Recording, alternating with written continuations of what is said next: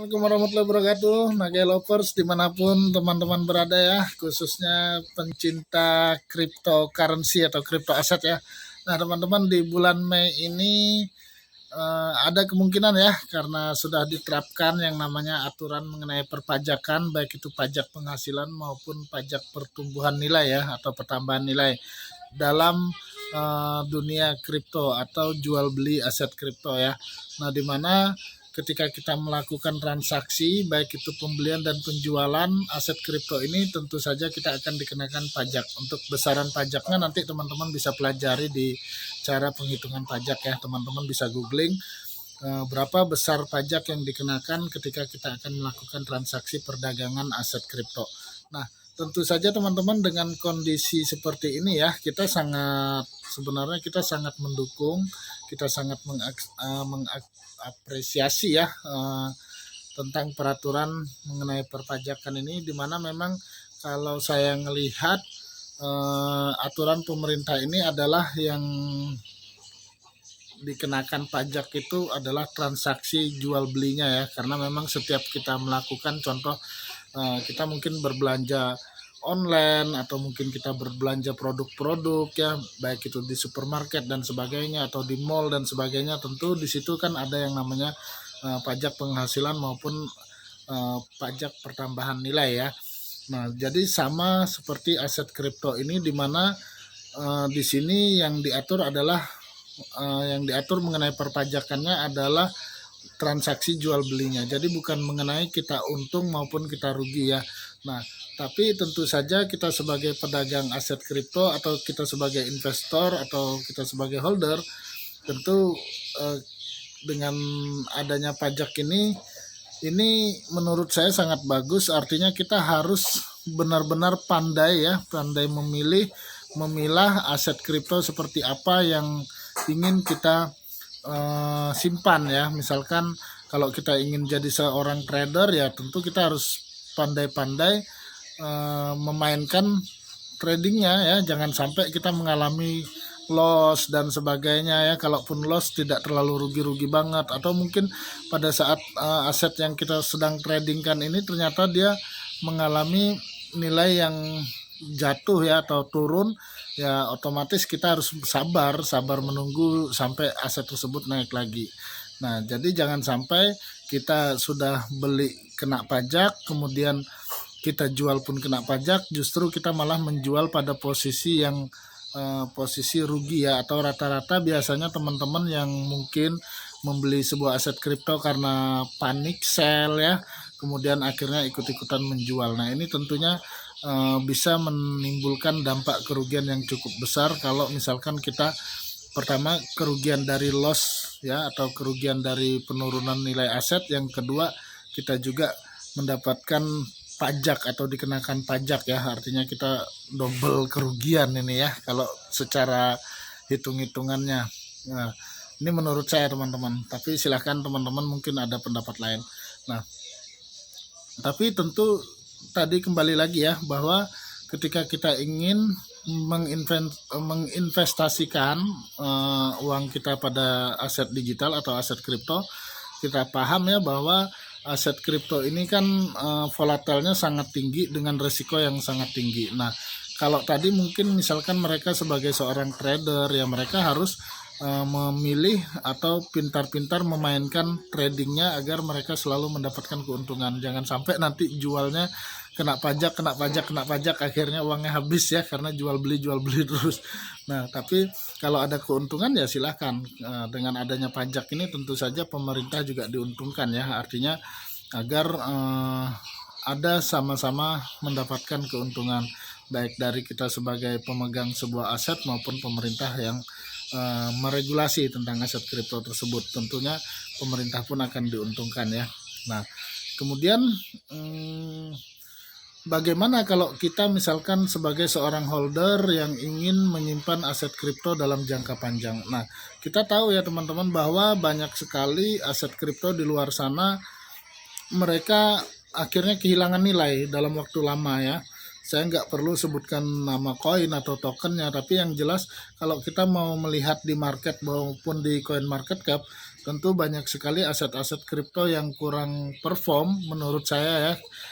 Atau mungkin dia perform, kapitalisasinya besar ya, kapitalisasi marketnya besar, tapi dia hanya sebatas untuk trading, artinya mencari selisih nilai jual beli yang eh, dalam waktu singkat ya. Tapi kalau untuk dijadikan aset investasi jangka panjang, rasanya aset-aset seperti ini kurang menarik. Kenapa? Karena dia kenaikan nilainya tidak terlalu signifikan, atau dia untuk kenaikan nilainya butuh waktu yang sangat lama ya.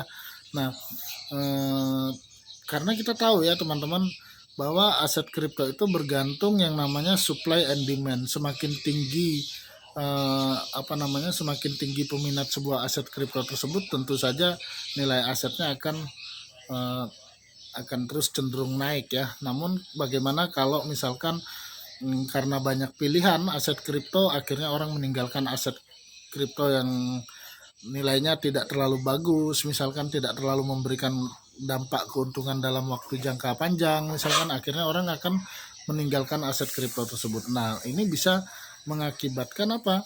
Mengakibatkan sebuah aset kripto ini tadi akan kehilangan nilai dalam waktu lama. Nah, tentu saja kalau kita ingin berinvestasi dalam dunia kripto untuk mendapatkan keuntungan jangka panjang ya, kita tidak bisa asal membeli atau asal memilih sebuah aset kripto. Nah, teman-teman, kami ya di Nagaya, alhamdulillah kami mendapatkan sebuah edukasi, kami memahami bagaimana cara memilih aset kripto ya. Nah, buat teman-teman yang belum tahu apa itu aset Nagaya, kita bisa saling tukar ilmu atau saling berbagi ya. Nah, nanti teman-teman akan mendapatkan bagaimana kita memilih aset kripto yang baik.